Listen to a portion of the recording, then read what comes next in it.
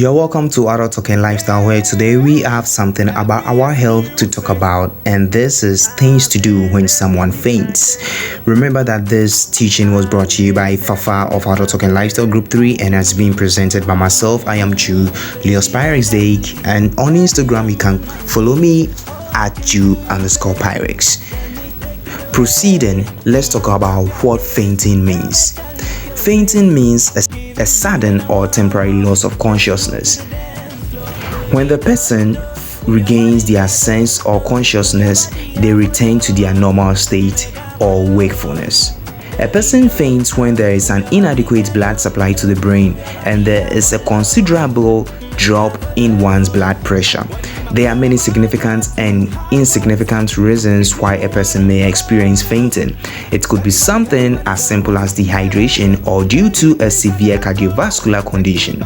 Therefore, fainting should not be ignored. Now let's move to the basic protocols one must follow to revive a fainted person. Number 1, you need to stay calm or maintain calmness.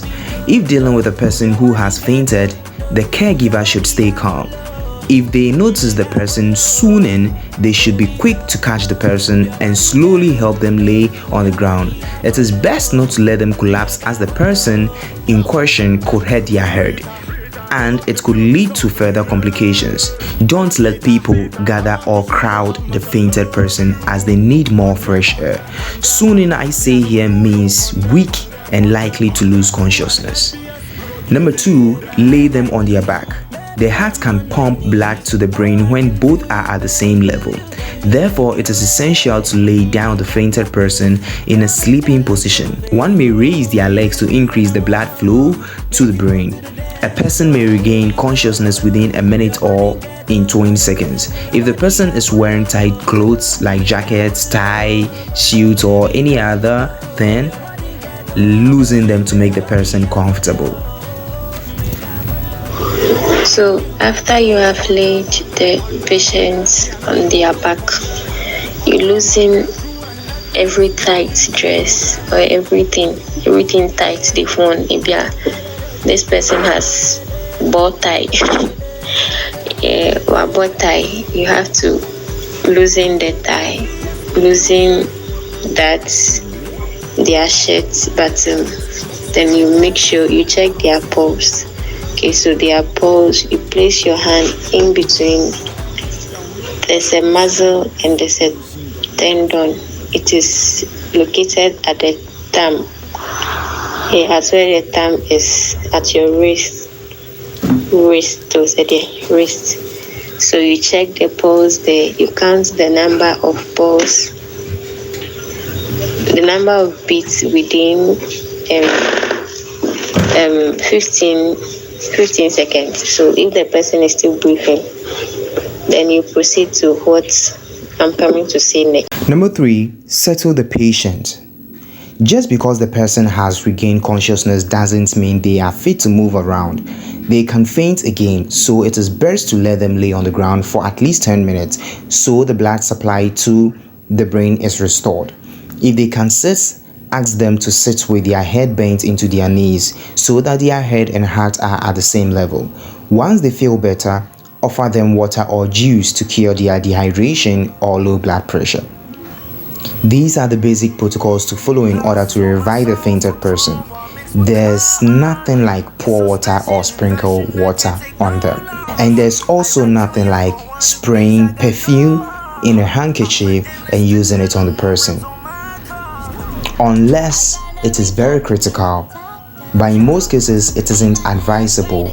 In a case the patient doesn't regain consciousness, there is no time to lose. You should check the patient's pulse in the neck region, as it is strongest there. If you are not feeling any pulse, then you begin CPR.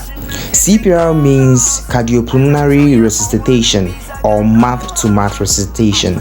This is an emergency procedure consisting of chest compressions, often combined with artificial ventilation, in an effort to manually preserve intact brain function until further measures are taken to restore spontaneous blood circulation and breathing in a fainted person. Let's go through some few basic steps of performing CPR.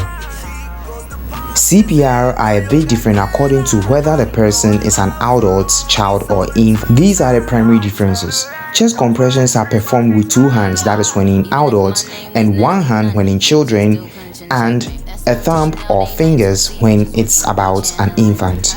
I want to issue a disclaimer here. Don't do CPR when you feel the pulse at the wrist of the patient. You only do CPR when you don't feel the pulse at all, meaning the blood flow to the heart has been blocked. There are types of CPR. These are the 2 types: hands-only CPR and traditional CPR. In the hands-only CPR, this involves calling for help and then pushing on the chest in a rapid motion. These movements are called chest compressions. Hands-only CPR can prevent a delay in getting blood moving through the body. Traditional CPR has to do with breaths, also called CPR with breaths. This alternates chest compressions with mouth-to-mouth breaths. This type of CPR can give the body more oxygen in the critical moments before help arrives. Note this: when you find a man relaxing or swooning right after sex, that doesn't mean the man is fainting. It's just that during sex there are hormones that have been produced that makes a person feel sleepy. And also, if a fainted person does not regain consciousness, that is to say the person loses his or her life through this fainting, then meaning the patient entered a cardiac arrest. It could be that the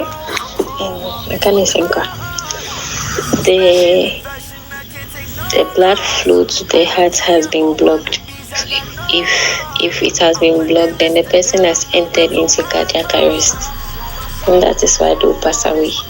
After completing the chest compressions and still the patient isn't responsive, do the following: 1. Open the airway. 2. Give rescue breaths. Let's dive a little deep into opening the airway. Put the palm of your hand on the person's forehead and tilt their head back. Gently lift the chin forward with your other hand. On the other hand, talking about giving rescue breaths, with the airway open, pinch the nostrils shut and cover the person's mouth with a CPR face mask to make a seal. For infants, cover both mouth and nose with a mask. If a mask isn't available, cover the person's mouth with yours. Give 2 rescue breaths, each lasting about 1 second. Watch for their chest to rise with each breath. If it doesn't, reposition the face mask and try again. Basically, these are what you need to do to revive a fainted person. Thank you so much for staying tuned with today's health talk section in Outdoor Talking Lifestyle. If you have any questions, you can just send them in our comment section box, and it will be attended to by our health personnel for fun. Thank you so much, and please do remember to subscribe to this YouTube channel.